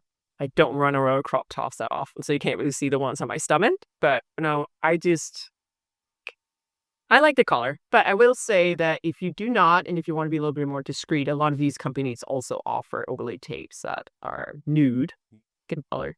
Yeah, nude. But yeah, the overlay tape, what is your experience with the overlay tape that comes in the package? Because again, as I said, I break out in hives. It was basically a chemical burn last time I wore one. So you mean the Dexcom tape that comes in the package? With the G7, when I used it, it didn't do any damage to my skin, or it didn't irritate my skin. It was just fine. It didn't look great. It made the whole thing a lot bigger, but it was not like nice and colorful. So I didn't like the design per se. I didn't like the look of it. I didn't have any issues with it necessarily, but I just thought, okay, it's there for the function, not for like make you look good or whatever, And so yeah, it works. By the way, for the Dexcom G6, Dexcom also makes patches. I don't know if they put them in the package everywhere. Like in Switzerland, they always send me some, but these are like very different from these fabric patches that we were showing. These are transparent, and they're like a little bit like a plastic bag sort of thing. So it's also different from the G7. But they're not bad. They're totally fine. So that's what I've used as well before. But I also prefer these fabric ones. The only issue with them is they are not as easy to put on sometimes. So I sometimes ask my wife to help me with that, especially here. When I have it on my right hand, which is my dominant hand, dominant arm, like with the left hand to try to put this on, it's not that easy. So I don't know how. I guess it's easier on stomach or a thigh for you to do it, but on the arm, when it's like your not as strong hand of the other one that you don't write with, it's like actually quite difficult to do that. It can be a little challenging. I mean, it definitely can. So talking about challenging, I think we kind of cover the adhesion to the skin here. I would say insertion, I find that the newer CGMs, they're all very similar in the way that, the process of inserting in. Some of them requires assembly. So, Dexcom G6 is a two-piece device that requires kind of like a little bit of assembly. The Libre still requires assembly in the sense that you kind of have to screw two pieces together, then insert it. But overall, you just hold the inserter applicator, what's it called, against the skin, and you push a button, right? Yes. So I find that process is pretty good, pretty even. What I have found, and what I got the feedback from quite a few people, is a lot of folks actually have a hard time pushing the button and actually getting the CGMs to release. I don't know if I used. So the one I inserted yesterday, it took me a good few minutes to actually get it to release from the device. Have you ever had this, or is this just like user error from over here? No, I don't think I ever had this, but I've seen someone else in some of the Facebook groups to talk about this, like that it got sort of stuck in the inserter. Is this what you mean? Yeah, I never had this, no. But I'm also like when I'm putting it on, okay. When you said some people are sort of like anxious to press the button, or I feel like it's I'm not. I don't feel it, but I film myself sometimes on video when I put it on, and then when I was watching the video back of my insertion, it's like I have this facial expression of like almost fear when I'm pressing the button. Like I'm like all tense. So I learned how to do it without this facial expression because I didn't want it to look stupid on the video. But I think everyone has this kind of something inside of, like, you're gonna put something under your skin, so it's gonna be a bit uncomfortable. And like my wife hates taking any kind of injections, so I know there are people who are very sensitive to these kind of things. So I can imagine, it's not that easy to press the button for everybody, and there's always a little bit of anxiety around that. My trick is always don't look into the device. Don't look at the needle. Don't do it. Just save yourself the misery. Don't do it. Just, push it against your skin, push that button. You will hardly feel it. Yeah. 99% of I'm never going to say you're never going to feel it, because you might hit a nerve and that hurts, or you might hit a blood vessel and might bleed. That happen. I don't think I've had a bleeder at all the last 2 years. And a bleeder being when you hit a vessel and there's just like a lot of blood, coming out through the sensor. But again, I think that's also depends on the person and, how bilaterals are kind of like underneath the skin. I haven't had any issues at all. I've just had a few issues with some of the CGMs being hard to actually get to release, but that's about it. But I don't feel like it's painful. I don't feel it's painful to wear. It's not like a splinter. You can't feel it. You can tap it and it doesn't hurt, right? Because that little filament is so soft and bendy. And to your point, once you get over the first, like, taking a deep breath, just push the button, everything is fine. Right. Yeah, I agree. Striking the bleeders, by the way. So one of the things that sometimes I get people asking me, hey, my sets of blood, do I need to change it? And I believe that the guidance is it hurting? Do you have a big bruise? Is it hurting? If it's hurting, take it off and you can get a replacement. Is it very inaccurate? Because sometimes a lot of the bleeding and it actually being inserted in sort of a bruise can mess up breathing. So if it's really inaccurate, again, you can get a replacement. I think we buy a product, right? We buy a product, which is the CGM. If it's not living up to what's advertised, meaning if it doesn't stick, if it's not accurate, if it's hurting, take it off, get a replacement. If you're in doubt of whether or not you're going to get a replacement, just call them, have a conversation with the rep. At least for Dashcom, that's fairly doable. I know it is for Medtronic as well. Yeah. No, I think that's great insight. I thought we could also talk a bit about like how we use the sensor in terms of like how we use the data, or like how we like day to day, because I'm really curious, how is your day to day, like how often do you look at your CGM number? Like, do you look every 5 minutes? Do you look at certain points in time? And like when you look at it, what's going through your head, like when you're like kind of like assessing what you see? Because I feel like it's not always that straightforward to get this right. And maybe for someone who is in the beginning, I have to say at the beginning, I was not used to seeing my number all the time. And I used to make a lot of like treatment decisions, meaning I would take additional insulin, like a correction, or I would eat at the times where I didn't actually have to do anything. Just because I got like freaked out by the number, that it was moving up or down, I did something that I didn't have to do because I already did the right thing an hour before. I was not patient enough to wait for the things to play out the way they were meant to play out, and they would play out if I didn't mess up as a like a user anxiety kind of thing. So I just wonder like how you do this day by day, if you can share. It's interesting. So I see my readings on my phone, which I don't have with me right now because I am filming this video on my phone. So this is I have the receiver with me. I haven't checked it once since you and I started our conversation. 142 and steady. Usually when I check and I'm steady and 142, I'll actually do a correction. For me, that's kind of like the threshold for when I would do. But I just said something important here. I said steady. So that means I have been at this level pretty much towards our whole conversation. Okay, so that tells me that enough time has passed since last time I ate or gave myself insulin, and it's, let's say, safe to do a correction. I also see my CGM readings on my watch. I have a Fitbit. It's not an official connection to Dexcom. I'm using something called Glance, which is not an official app, but who cares? It's working. That makes it really difficult for me to tell you how often I check my CGM, because whenever I look at my watch, I'm kind of also checking my CGM.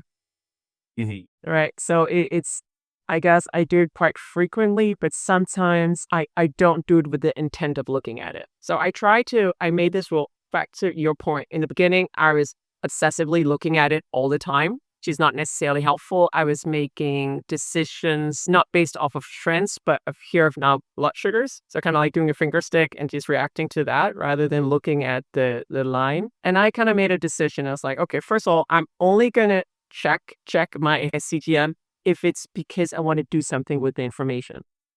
In the sense, I'm not going to just look at it all the time because that's going to stress me out. It's going to impact my mental health. And there's no point of looking at it all the time. Unless, the point could also be, hey, I need reassurance that my blood sugars aren't range. I think that's a valid point. But aside from that, it's more like, hey, do I do it if I feel low? Am I low? Am I trending low? I can feel when my blood sugar is dropping. I think a lot of us can. So that is something where I'm going and check my CGM for that. But how many times I check a day? I have no clue. I think indirectly I check it a lot. Okay.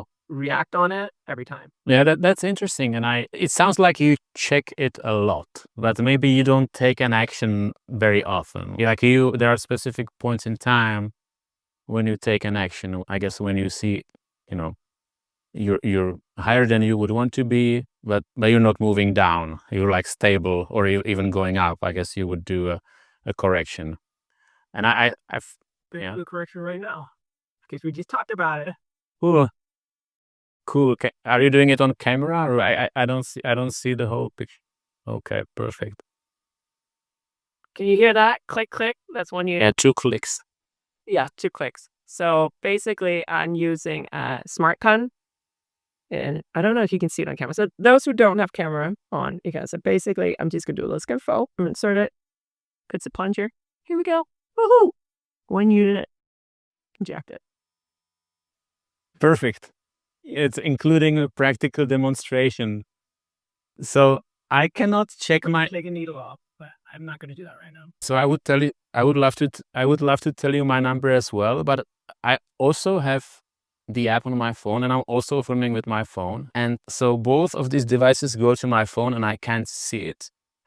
But what's cool about Eversense, and I didn't say that, it actually has alarms, like it vibrates on body, so the transmitter vibrates on the body. So I know if it vibrates 3 times, I'm going low, and if it vibrates 4 times, I think I'm going high. So I know that I'm in a range, but I don't know. I cannot check the number right now.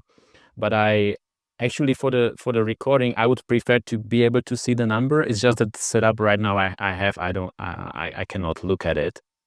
But generally, what I Receiver for any of them? Not on. I have a receiver, but I just don't have it set up because normally I don't use it. I have also sugar pixel back there, which is like a display. But because the Dexcom readings, as I was saying before, today are not really great, I didn't set it up because I didn't want to get distracted by it. But normally, I like, the one thing I don't like is to look at my phone too often. And I realized with CGM, I go to my phone often because I want to just check my number. So I try not to do it too often and only intentionally, and kind of maybe similar to what you said, when I'm actually planning to do something with that information. Typically, I look at the number before I go to the gym, or before I go for a walk, or before I sit in the office and I know I'll be sitting on my butt for 3 hours, because at that time I'm usually about to do something like activate a specific mode on my insulin pump, or add a little bit of insulin, or something like that. But I try not to do it just like every 20 minutes with no intention, which is what I used to do. But sometimes it's hard because it's on the phone, so I play with the phone, I see it, or I don't like the fact that it's on the phone. I tried the watch, but I thought it was even worse because I could see it even more often, like every time I looked, and it was not very very convenient. I liked it at the beginning, but then I started to not like it because it was like too invasive for me. I feel sorry that I don't have the sugar pixel back there with the display, which is great. I have it in my office, so it's behind me, so I don't see it all the time. But whenever I want to take a quick look, I can turn around. So it's kind of convenient, hands-free way to check when needed, but it's not too invasive as the phone. It's a balance, right? And that's again back to, we all have to figure out what's right for us. For me, having on the watch is super helpful, especially for long walks. I am a big fan of walking for like 2 hours straight, or going hiking. In those situations, I really appreciate I just glance down at my watch, see where am I at, is sort of in the world of blood sugars. I can make more proactive adjustments if needed, especially if I know I'm walking for another hour and I see my blood sugar start to trend down. I'll sometimes like eat a little bit preventively because I know I'm still active. I know my blood sugar is more likely going to continue dropping. That being said, I mean, I could easily just take it off the watch and only have it on the watch when I go for the walks. I just don't. I just have it on for the whole time, right? I think if it was bothering me, if it was starting to mess with my head, I would probably take it off. And that's the thing. We can do whatever we want, right? Definitely. I think sometimes it's better to just not look at it too much when I'm not in the best shape. Like I'm already frustrated with something else, and or I want to have like a peaceful time. I don't pay attention to my blood sugar 24/7, but I still feel like I pay attention to it a lot. Which with like we're not talking about the automated insulin delivery systems today, but I think it's one thing that helps a lot to do that for you when you're not in the best mindset to deal with this kind of stuff. Yes, what you were talking about before is chasing blood sugars, basically. Is right when you look at your blood sugars and you see there's an arrow upwards, for example, and it can kind of instill, or downwards. Let's take downwards instead, because that's more of an immediate danger. I would say that a lot of people, myself included, can look at that and go like, "Oh my gosh, I'm dropping. I need to do something about it." And sometimes that do something about it is not the right thing because, yes, it might get narrowed down now, but it might even out, later on. I think another one is that, and I still fall victim to this, is when I have a lower alert, and if I'm very low and if I have a lot of the hypo symptom, then having that alert on top of it kind of intensifies everything. It's almost like the second the alarm goes off, all my low symptom feelings are validated, and then I have that line going. I have all these like hypo symptoms, and it for me it could be there could be a lot of anxiety that kind of gets triggered for that. That being said, I would rather have the alerts and being alerted than not having them. Yeah. It's always a trade-off, right? Yes. And it's interesting now that you said about your hypos, because earlier you said, if I remember right, that you have your low alert at 70. So you will get alerted only once you hit 70 or even a lower number, which in reality you might be even lower than that, because if we think, okay, the CGM is maybe delayed slightly, you might be even lower than that. And I use, like, for my low alert, I use 80. And it's sort of for that reason that I kind of want to catch it potentially earlier. And I'm not saying one is wrong or the other, but if I had mine at 70, I feel like I would be feeling the symptoms, and the alerts, I would be getting it at the same time. I would already be feeling the symptoms, and it would be already like a bit too late for me, and then I might get like too low, depending on the situation, of course. But that 80 or even 85, I think I used in the past, was just to get alerted like a little bit ahead of the time, to have a little bit extra time maybe to eat a little bit, not too much, and still not drop too deep. But what about like your high alerts? Do you also set it like at a specific point? Yeah, sure. I would never treat an 80. I mean, unless it's an arrow straight down and I know that I'm active, I would not eat for an 80. I mean, I find for me, 80 that's kind of like where I want to be, ideally, Right. right? I wouldn't treat for a 73 either. I don't mind being in the 70. That's not an unhealthy blood sugar, right? And I don't feel the big difference is also I don't feel symptoms. So that means it doesn't trigger anything. I don't feel low symptoms until I get down in the 50s for the most part, which is not a good thing. I just want to point that out. That's not a good thing. The reason why I haven't had it at 70 is because if I go below 70, I have to do something about it. Yes. And it's not because my body's telling me to do something about it. It's because I have to set the alarms. I used to have the alarms even lower because I was like, I don't feel it. It's not a problem. And my doctor's like, can we not do this? We don't want you like coasting at 65. And also, are you tired all the time? I was like, yeah, I'm pretty exhausted. And he's like, yeah, wow. No wonder. So that's why it changed my mindset. And my mindset is I don't want to be below 70, but anything, right a bit is completely safe zone for me. No, It also depends on the person. yeah, definitely. And don't get me wrong, I was not telling you to change your levels or whatever. And I was also not saying like every time I hit 80, I would treat low blood sugar, because for me, being at 80 and stable is also not bad, because I know like the automated insulin delivery system will pull me a little bit higher, maybe to like 90 or 100, depending on the situation. And I don't need to do anything unless I'm like dropping. But when I'm at 80 and it's dropping too fast, that's where I would, eat maybe a couple glucose tablets, and I would avoid going below 70 and maybe still staying at like a reasonable range. I just feel 70 for me would be too low, but it only shows like everyone is different, and maybe we also feel symptoms at different levels, and for someone it can be even like safe to be in a lower range than I feel safe for me, just because I'm having a different view. But it's interesting to see how you do it. Do you want to talk about the high alarms as well? Yeah. So my CGM system allows me to have different settings depending on, so I have a nighttime and I have a daytime setting, which is something I think is brilliant about the G7, Dexcom G7, that the software is that it allows for that. So I have right now, I have it set to 180 for my high alerts at night, and I had it at 60 during the day when I have it on, and sometimes I just turn it off altogether in the daytime. So that's kind of what I go between. So it's a little higher at night because I want to sleep. At one point, I was like, I had it at 140, I think. And I was like, okay, to this. I hate waking up in the morning with blood sugars of 140 or above. For me, that's high. It annoys me. It annoys my soul. It just annoys me because it means that I've been trending higher than I like for probably up to 8 hours. I get my sleep. Annoys me. Annoyed the heck out of me. So that's why I sort of set it at 140 at one point. And then I was like, you know what? Not that I have a lot of nights where I'm above, but not worth it for me. So I set it to 180. And then during the day, I said I have it to 160 or I have it off completely. There's kind of like two output points here.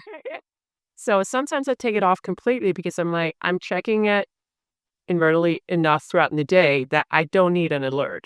And then I have the delay alert on as well. So delay alert is also an advanced feature in the Dexcom G7 where you can say, hey, if my blood sugar goes high, acknowledge it, but I don't want an alert unless it's been high for a certain amount of time. So I've set it to an hour.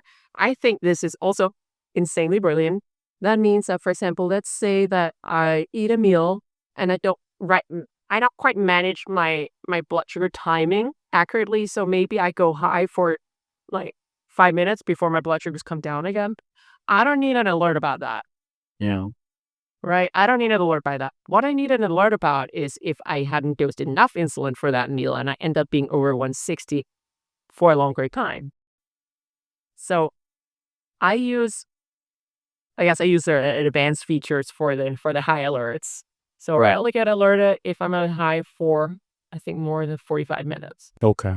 Yeah. So that's a good one actually. And I think it only exists on the G7. They have this feature. I haven't seen it on anything else, and I don't even have it on any of mine. But that's a good one because sometimes I just eat and I know I took probably the right insulin before I started eating, but I know I took it too late. I took the insulin too late. So obviously I'll go to 200 and then I'll go back down, but I don't need to be alerted because I already know before I even start eating that, this is gonna happen. So that's a good one.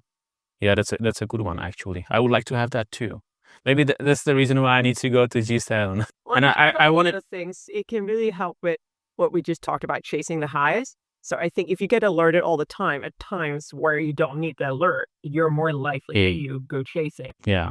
So maybe it shows maybe your alerts are not set the way they should be, because if you get an alert and you don't do anything about it, then why do you even need this alert? And that's maybe that also I can transition to, I wanted to say, with automated insulin delivery system, like most of them, I feel like you almost don't need the high alert if the settings is right, because the system will fix it itself within like a reasonable time frame. The system will just dose more insulin unless there is a problem with cannula. So the high alerts, I was going on and off with the high alerts with the AID, and because I realized like most of the time I get the alert, but most of the time I also don't do anything about it. And if I do something, sometimes it's like even I shouldn't have done it. Like I took half unit extra, but that was not the right thing to do because then I dropped too low. So I'm going on and off, having it on and off. But when I was doing MDI for a few months, earlier this year or last year, I was struggling at night. I couldn't decide how to do with the alerts because, exactly as you said, I wanted to sleep. but I didn't want to sleep with my blood sugar 180 or 200 or 250. So I was really struggling to find the right balance, how to set my night alerts so that, you know, it wakes me up, but it doesn't wake me up every other day. I think maybe 180 is the right range. I think at the end I landed at like 180, 190 or something like that. But then I was also furious when I wake up in the morning, 175, and I see like the whole night I've been at 175. It's not the best start of the day. So I See, mom curse. It's so annoying. It kind of like you start your day in an uphill battle. It's, yeah, annoying. I don't know. There's no other word for it. It's just annoying. yeah, diabetes is annoying sometimes. At the end of the day, it doesn't matter. I mean, it happens to everyone, and I think it's okay. I just say to myself, it's okay. Well, I mean, yeah, it's not, I'm not going to have a breakdown, but it's funny. But that's the beauty about CGMs as well, excuse me, is that they allow for us to manage our diabetes in not exactly, the way that we really want to. So without a CGM, I would wake up in the morning, I would measure my blood sugar, do a finger stick, and I have no clue what's been going on the rest of the night. So you mentioned dawn phenomena before. So dawn phenomena is when blood sugars start to rise 3, 5, 6 a.m. in the morning due to the body releasing glucose into the bloodstream. It's getting ready for the day. Yay. Helpful. That for a lot of us means that our blood sugars will start to climb. Mine does that. If I don't have my background insulin, my basal insulin titrated in exactly as it should be, I'll climb 100 milligrams a day later over those few hours. Extremely annoying. Without a CGM, that is really hard to pinpoint. So without a CGM, I would have woken up in the morning, measured my blood sugars, just seen at, let's say, 180, not knowing that I actually been at 100 the most of the night, right? And that last 80 was just a rise that happened in the last few hours. So I think it's been tremendously helpful in understanding what's going on. And also, once you know what's going on, it empowers you to start thinking about solutions. Yeah, that's a great point because as you're saying that, I'm realizing when I wake up and I'm at 175, I will be acting differently depending on the trend. Like what has been the trend over the past 3 hours, and what is the arrow? So is the arrow saying I'm going down, who's showing me, okay, maybe my pump will handle it. And I see, okay, there is actually some insulin on board that the pump gave extra insulin to deal with it. Or maybe I see the arrow is up and I'm actually rising and I have a lot of insulin on board. So maybe the cannula there's a problem with the cannula. I would do completely different thing just because I see the trend is upwards, not downwards. Or maybe it's stable at 175 and the pump hasn't done much to fix it. So maybe at that point I would help the system a little bit manually. But with just having the number at point in time, I would not be able to make the decision. I would just need to make a correction without knowing all the things around it. But with the trend, I think that can lead to completely different decision on what to do. I mean, I hope this makes sense. At least I do it this way. I find also what CGM has done for me is I have fewer low blood sugars because I set the alarm so that they alert me before I spend more time in range. So time in range, actually we haven't talked about that at all, which is a little weird when we're talking about CGMs, right? So time in range is one of those, often you will see it as simply just TRR, so time in range. And that is a number that tells you how much of the time were your blood sugars between 70 and 180 milligrams per deciliter, which is what, 4 and 10 milliliter. Quick math here. So it will tell your percentage. And a lot of doctors, endocrinologists will actually focus more on time and range now than necessarily on your A1C, which is your average 3 months blood sugar, or they will look at the two in combination. For example, my endocrinologist, she focuses on my CGM data. We hardly ever talk about my A1C. I get my A1C done in lab when I get all my other lab work done as well, so we get it. But the time and range, that's the focus. How is it with you? I personally focus on time in range, but I also like to get the A1C. I mean, I guess I'm a bit obsessed by A1C because I feel like when I was younger, I was judged a lot because of my high A1C. And back then there was no time in range. It just didn't exist. It was not a thing. There was no CGM. So when my A1C is better than it was last time, I always like feel good about it. And when it's worse, even like, you know, just a tiny bit worse than it was last time, I'm like a bit upset about it. I don't cry, but it's like I feel like mentally, for some reason, that goes back to the history of my diagnosis and everything like that. There is like, I feel a lot of focus still on A1C, although I know I shouldn't. I think the time in range is more important. I mean, anyway, I don't want to judge myself because of my numbers, regardless if it's time in range or A1C. I think it's not what I should be doing. But yeah, time in range is the main one that my endocrinologist also looks at. I feel like he doesn't really look much at anything because he knows it's okay. Like, he always tells me everything is perfect. I feel like it's not always perfect, but maybe on like comparing to others that he sees, maybe he thinks it's okay, it's fine. There's no, he can see I'm managing it well, so he's not really paying that much attention. I feel he's always want to talk about the latest tech that I tried and everything like that. But which I also enjoyed this discussion, but we don't look that much on the numbers anymore. But I think maybe the reason is because he really sees the reports. I give him the reports, he takes a look, and he sees everything is fine. And maybe I'm underestimating the amount of efforts he put into looking at that stuff. But yeah, it's that's how it is. That's how it is with me.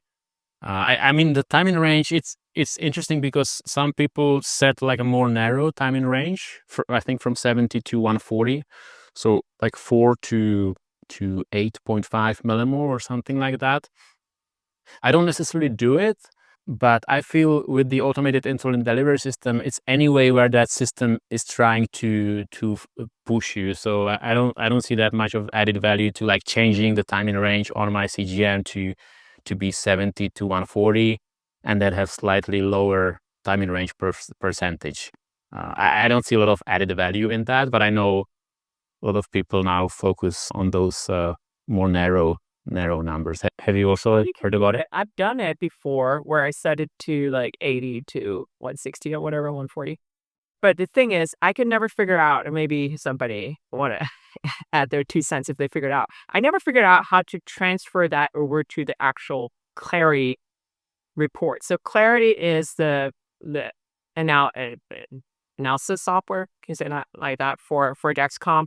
So if you want to see all your data, you can also go to the web browser Clarity, or you can download the Clarity app. And whenever I do that, it just shows the time and range from 70 to 180. So I never figured that out. And then at one point I was like, who cares? It doesn't matter. I will say that what I also think, so one thing is time and range. I think another thing that really makes me prefer the CGM readings over just an A1C rating is that an A1C reading, yes, it's important. And we should include that in our sort of evaluation of whether or not our diabetes management is working. But it's every 3 months. That means that so back in the day, we would get to the appointment after 3 months or 4 months, however, and we would get our report card and just, told that, hey, you're doing great, or you need to do something different, but not what we need to do different. And there was no like course correct on the way to the appointment. So with the CGM, I feel like first of all, I can course correct from day to day. And I do. I know not everyone does, but I course correct daily.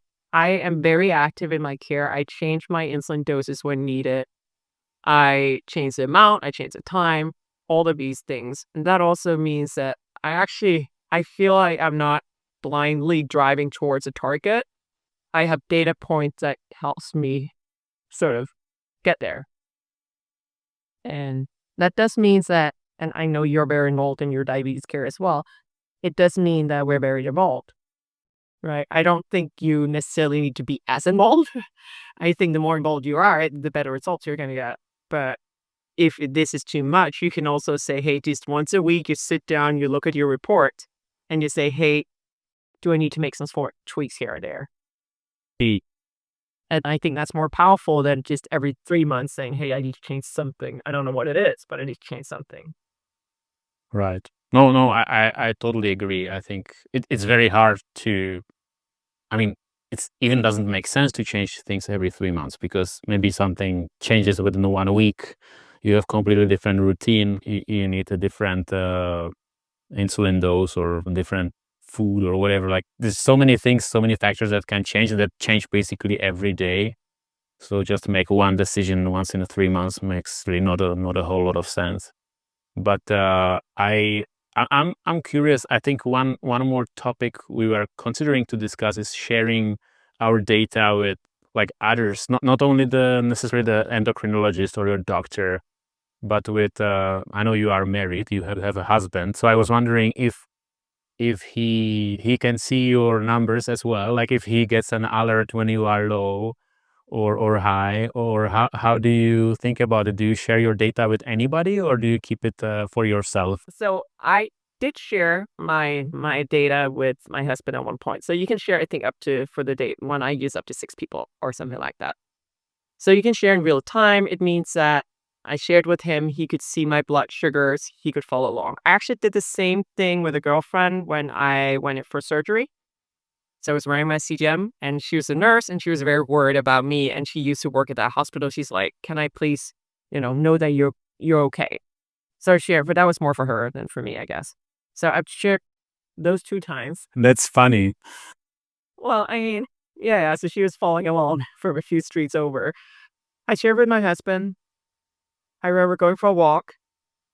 That walk was not super successful from a blood sugar perspective. I had low blood sugars. And I'm sitting in a park, eating, something, relaxing, waiting for my blood sugars to come up. And my husband's like, this was the most stressful thing ever because we have an agreement that we've had. So my husband and Tobias and I, we started dating 25 years ago. So we've done this for a long time, right? And we have this agreement that if I have a low blood sugar and I need help, I'll ask. If not, he'll leave me alone because I don't need someone to sit and look at me with like a nervous vibe going on. I was like, I don't need that. What I need is if I need anything, I'll ask. So it kind of came down to that because he's like, I know you got it, but now we have all these alarms going off and I'm not supposed to help you because you're supposed to tell me when you need help. How do we navigate this? And we ended up simply deciding I'm going to take them off again because it's not helping us. So I think back to, is this a feature that's helping you or not? If it's not helping you, take it away. Right, right. Same thing with my friend. She saw my blood sugars while I was in surgery, and after that, I took her off. She doesn't need to be following my blood sugars. Yeah. So right now, It I sounds was following. it sounds like it was helping her because she was kind. She wanted to make sure you're okay, and you were fine sharing it with her, which is perfectly okay. It sounded funny, but maybe funny is not the right word. It's like it's kind of her, and it's I think it's great that somebody cares about you. And I have to say, I also not sharing my data with anyone right now. And I maybe it's for the same reason that you don't do it with your husband. It's just that we never really had like a very targeted discussion about this with my wife. But I also kind of feel the way we set it up is if I need help, I ask. I never ask because I almost never need help. And I can imagine if she was getting alerts in the middle of the night, she would not be very excited, and it might be a lot of extra just stressful thing for someone who most of the things they don't need to know about because you can handle yourself, and alerts coming up might sound scary to someone who's not used to having them coming up every day and who hasn't lived with diabetes for 20 or 30 years or however many we have, combined 60 I know it is. So yeah, but I know a lot of people do it, and we might very well be like exceptions of those who don't share with anybody right now, because I know a lot of people ask about this, and all parents I know of type 1 diabetics, they have this active, or at least most of them they do. Well, But it yeah, also makes sense for, I mean, I hear a lot of folks who say, hey, I live alone. This gives me some sort of like security or they feel safer having it on. And it's like, great. Then that's perfect. I think if you don't feel your lows and if you don't necessarily hear the alarms, it's a very excellent feature to have on because then it's about saving lives, right? So if you have a baby or a small child that can't necessarily articulate or do anything about if they have a low blood sugar, having this share functionality on is life-changing, right? It's a safety thing. And I mean, again, do what's right for you. I think that's the most important thing. There's all these awesome features with a lot of these products. There's also a lot of like add-on apps and all of that. I say use the ones that helps you. And if you use something, figure out this doesn't help me, it's adding anxiety or work or whatever, then take it off. You don't have to use it all, right? Again, you don't have to look at your CGM all day if you don't want to. If it's more helpful to just review it and the day, do that. That's not how I use it, but that doesn't mean that that's not the right way for you to use it. Yeah, I mean, I totally agree. I mean, I have nothing to add basically on this topic. But is there anything else we wanted to talk about when it comes to CGM? I know we could like talk hours and compare every feature of every single sensor that's on the market, but I would love to do that in maybe another episode where we would look in more detail at these CGMs in the future and like compare them to maybe also help people decide what is the right fit for them if they're considering changing. But is there like anything else that you do with your CGM or how you use it that you would like to share that we haven't touched on? Because I know we touched on a lot. You mentioned access in our little chat before like access in the US versus in Europe where I live. Do we want to talk about that as well? Yeah, definitely. I mean, when we talk about, I kind of said it before where I said, hey, in an ideal world, we'll just try out all the CGMs available. We'll pick the one that's right for us, right? But that's just not reality for a lot of people. I think, regardless of where you are in the world. In the States, we tend to run into the issue that a lot of us have our CGMs covered by insurance, and insurance companies have a tendency to decide whichever they think is best for us. So I'm a self-employed. So I buy my insurance. I don't have an employer to buy the insurance for us. So I often will pick my insurance company based on, do they actually cover the CDMs that I want? And I still have to get a prioritization every year. My doctor still has to verify that, hey, Crystal does still live with type 1. She still needs a CGM. I still need the prescriptions every year renewed. And We still don't have the cure. it's 5 years out. Don't be definitely another 5 years, like every time. Yeah. So no, there's all these like hoops that you have to go through. And then of course there's the cost, right? So I think access in the States would really determine which kind of CGM you have access to and you can afford. Whereas I know in some other countries it might be cheaper or it might be free. But for example, so some of the Scandinavian countries, you only have access to one product. And it's only, for example, if you're on an insulin pump or if you're a child. So I think it really depends on which geography you're in. So depending on where you're listening from, you would have to figure out, well, how does things work in your area? What do you have access to? And if you can't get it through your insurance, what do you have, can you buy it yourself? Or maybe you can buy it from a different geography. I know you bought it. I did that before. I bought one in the UK, a CGM, because it did not require a prescription. You did that as well, right? I remember coming to you with for advice on how do I do this. Yes, the insurance model in Switzerland where I live, it's not as complex and maybe complicated as it is in the US, but it's also not very straightforward. It's not like everything is covered by insurance. I lived in the Czech Republic before, and there actually I have much better access. I didn't have options like to pick exactly what I want, but I had options and everything was fully covered. Here, you know, I don't have everything covered, but I have access to quite a few different CGMs. But of course, not all of them. And of course, Switzerland is not exactly the market where everything comes first because it's a small country. So a lot of things can be bought over the counter in Germany or the UK before they even make it to Switzerland. And there are ways to do that, but it can be difficult to use a VPN or use a mailbox in that country or a friend in that country to have it shipped to you. It's just challenging. I've done this before, but it's not for everyone. But I know I have a few members on my Patreon that live in countries like Brazil or the Philippines. Really, those countries have basically no access except for maybe Freestyle Libre, the first generation, and that they can buy in a pharmacy, and it's quite expensive.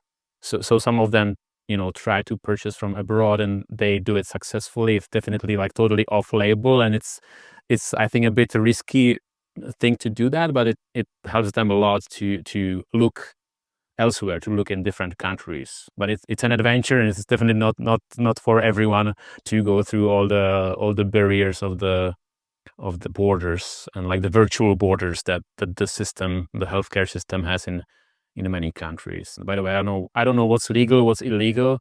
I can imagine a lot of things that I've done might be like a little bit in the gray zone, because I can imagine technically you're not supposed to ship medical equipment or things like that, and I don't know the exact definitions, so I don't tell anyone to do these kind of gray zones things, but I know some people do, and it can be done, and sometimes it helps in the day to day, if you know what I mean. CGMs. I know one they both you and I, Chuck, tried the Cybionics, which is a Chinese CGM. That one you can order in Europe, other countries. Yes, this you can order in Europe. Yes, You can consider it in the States because it's CE mark, but it's not FDA cleared. So that one you can, I guess, pretty much order everywhere. I think it's also I might be making things up. I think maybe also in Israel and some of the other countries in that area, but I'm not sure. You have to go to the website or figure that out. But aside from that, yeah, it's a bit of an interesting jungle. I do want to point out a jungle. Yeah, that's the right word. I do want to point out that if you are in the States, and I don't know if this also goes from outside, so maybe Tommy, you can say that. If you want to try out Freeside Libre, if you want to try out Dexcom, you can order a free sensor on the manufacturer's websites. Yes, we like free. So you still need a prescription, so you still need to get your doctor involved. But I've done it for both of those to try it out. I actually did it both with Libre 2 and Libre 3, and I did it with Dexcom T7. So I just went in, I talked to my doctor. You can even be your primary doctor. That's primary care doctor. It doesn't have to be your endocrinologist. So get a prescription. You go to the pharmacy and you bring the coupon and they waive the cost. So that I think that's a great way of trying out different sensors and just approach it here because I've already done it. I had already done it with the Libre 2. It actually came up and say, hey, you're not eligible to do this with Libre 3. I got really annoyed and I called them and they had to go through the system instead of say, they're like, oh, it's because you tried Libre 2 before. Don't worry about it. We just go through the system and reset you. So it can be done. So I think that's a great way of trying things out, even if it's only for Libre and Dexcom. Yes, I don't know the current situation in any other countries, so I don't think it makes sense for me to try to assume what works where. I know in the UK they had these free trials, but I honestly don't know the latest situation. But it's easy to check, right? Just go to your country-specific CGM brand-specific website and see is there a try before you buy kind of thing. And if there is, it's a fairly risk-free way of trying out a product. I think aside from that, so we're not talking about insulin pumps or all that thing today, but Tom, if you had to choose one device, and it can't be insulin because insulin is not a device, but one device over everything else, what would that be? Just one device or one setup? Or one device? I would choose a CGM. If I could only have one device to treat my diabetes, it would be the actual CGM sensor. It would not be a pump.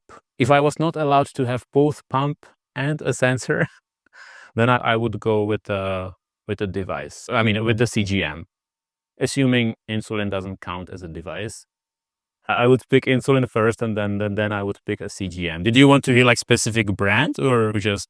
Well, we can do that. But actually, I was kind of guessing that you'd pick the CGM, but I wasn't sure. So you just confirmed that. I'm the same. I mean, that would be my primary device over the smart insulin pen. So yeah. Do you have a preferred brand? I know you do. You must have. Or are you going to do like maybe this? Maybe. Yeah.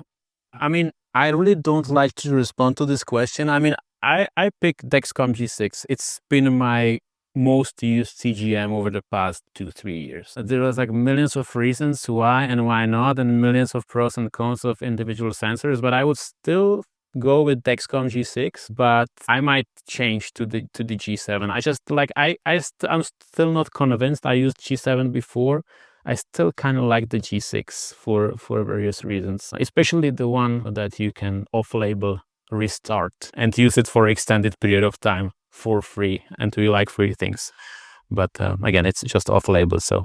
That is a good point. I had varied success with that in the sense that I would restart so you're not supposed to do this. As Tom just said, this is not approved by anyone. It's very off-label, but since the Dexcom T6 is a sensor and a transmitter that you connect to each other, you can pop out the transmitter and you can sort of reset the sensor and you can get another, 20 10, 20, 30 days out of it. I've seen people like tape it down with duct tape to make it stick because you just keep restarting it.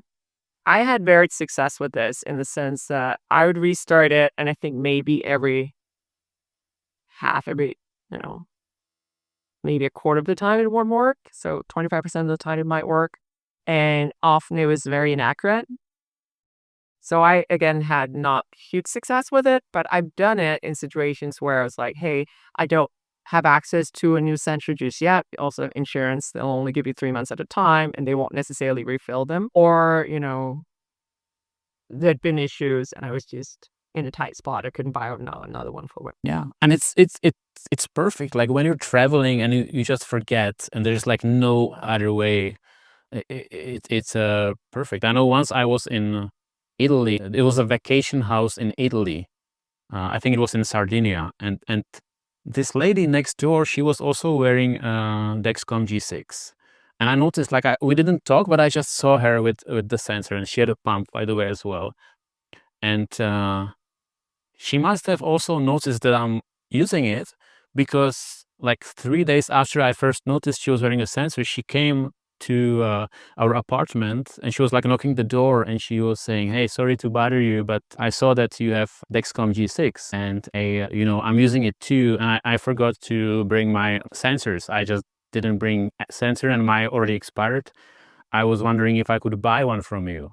And then I told her, no, you don't have to buy it. Actually, I had more of them, so I gave her one, and we started talking. And then I also kind of told her, it's a bit off label, but you don't actually need it. You can try to restart yours. So she tried to do it, and then the next day she said, "Oh, it works perfectly, so you can have your own back." So she didn't need it at the end of the day. So that was like an emergency situation for her. So if I wasn't there, she would be without a sensor. I don't know how she would deal with it, but I was happy to help, and we had a great chat at the end of the day. So it was a little funny story from Sardinia. I love that. That's awesome.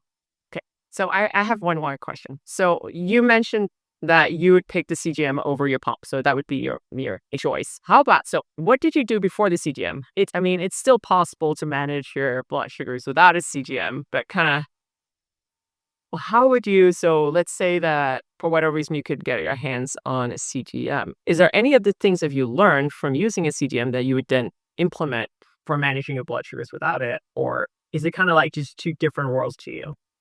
That's a really good question. Well, what did I do before? I just didn't do much, and I think we talked about it in our first chat. I was just not paying too much attention to my diabetes in general, and I took finger pricks here and there and did some shots, but not very well self-managed and not on top of things. But with the knowledge, like with what I learned from the CGM, I think one thing I would definitely do is I would have different programs on my insulin pump. Or if I was using MDI, I would dose different insulin doses for like different days in a week. Like, for example, I go to gym Monday, Wednesday, and I need way less insulin, Tuesday, Wednesday, Thursday, these 3 days a week. I need way less insulin than the rest of the week. Like Friday, Saturday, Sunday, I need way more insulin because I just know that I'm much less insulin sensitive. And I don't know if I don't think I actually knew that before I started using CGM, but I learned this, that I need way less insulin when I do weight training in the gym. And this is one example of what I would do. And there are other things that I learned. It's just hard to think of them right now. So that would be probably the one that I would say. What about you? Is there something that maybe you learned from using a sensor that you didn't do before you had a sensor and that you would have done differently?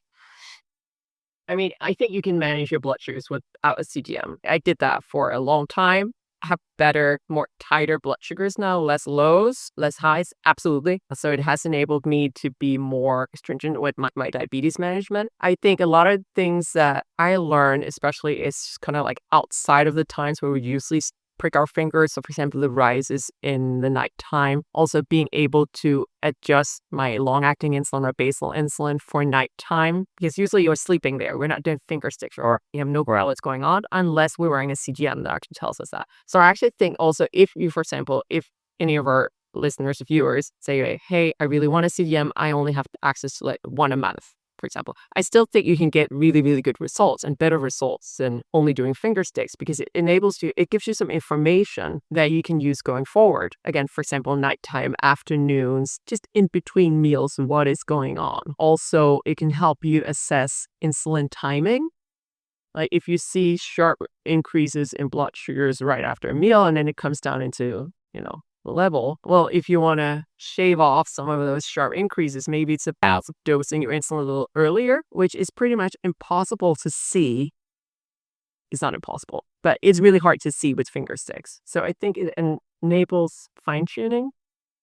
Yeah. And there's also the safety of it, right? I think these are great points, especially with the insulin timing for food. Like with the CGM, even if you have it for 2 weeks, then maybe there are certain meals that you eat often, just to see how your blood sugar reacts if you are taking insulin. If you're type 1 like the two of us, how your blood sugar reacts after those meals, and if you have a big spike and then it all comes back down, maybe you need to take that insulin earlier. And I guess that fine-tune the timing of insulin is one thing that you can learn, I think, pretty fast, with especially with specific meals that might be messing things up for you, and you might not even know. And when you talked about nighttime, it came one more idea. It brought one more idea to me, and that's the background insulin testing, which there are methods how to do that, and with each CGM is relatively simple to do, but it's something that you can do with this finger prick as well, right? You just need to take a lot of finger pricks throughout the time range that you are testing, right? Every hour or every 2 hours, and then you might be able to see a trend even from these isolated finger pricks, what's happening over that for that time. And this can be done without the CGM as well, but it's just a lot more work to get it done, and probably you need to do it multiple days to get a sense of how your blood sugar is trending in the AM or in the PM or in the night. And then if it's clearly moving one direction or the other, then it might give you some information, or your physician, to how your background insulin might need to be adjusted. It's funny. I remember having this conversation with my endocrinologist where it's like, should I do a basal testing, which is basically what you're talking about, is where you fast for prolonged amounts of time to see, hey, should I adjust my background, my basal insulin? And I remember the conversation because she's like, look, first of all, you're wearing a CGM, so I don't think we need to, because we can just look at your data and see outside of meals, are you trending high or low? And then we can adjust your insulin. And I was like, you're right. I don't need to. And I don't like fasting. So I was like, this is awesome. I can just go back to living my life and I'll still get the information. So this was a great conversation. I really appreciate also you sharing so many details about your experience with CGM. I hope that anyone listening, that you kind of get a feel for why we really love our CGMs, but also some of the downsides, as well as, there's so many options. And I don't think I have anything else to add. Me neither, Crystal. It was a great conversation. Thanks for taking the time and talking with me about this. I feel I'm learning a little bit here and there through our conversations every time we talk, so I really enjoy it. And I also want to thank everyone who was tuning in this episode of Diabetes Unlocked. So we hope that our chat gave you some helpful insights. And by the way, we'd love to hear from you. So let us know what CGM you are using and how is it working for you. And if you have any tips that we didn't cover that you find really helpful, then please share them in the comment section. Also, please take a moment to subscribe and like this video if you're watching on YouTube. We're really looking forward to our next episode. So see you again really soon. Ciao.